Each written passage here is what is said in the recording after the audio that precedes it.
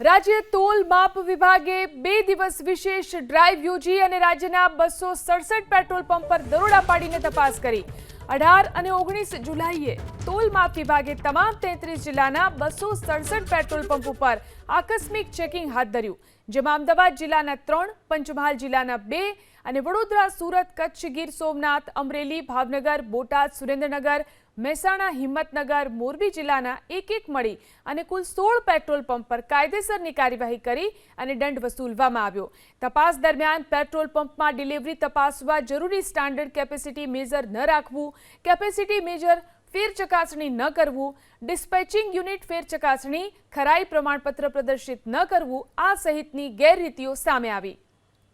રાજ્ય તોલ માપ વિભાગે 2 દિવસ વિશેષ ડ્રાઈવ યોજી અને રાજ્યના 267 પેટ્રોલ પંપ પર દરોડા પાડીને તપાસ કરી।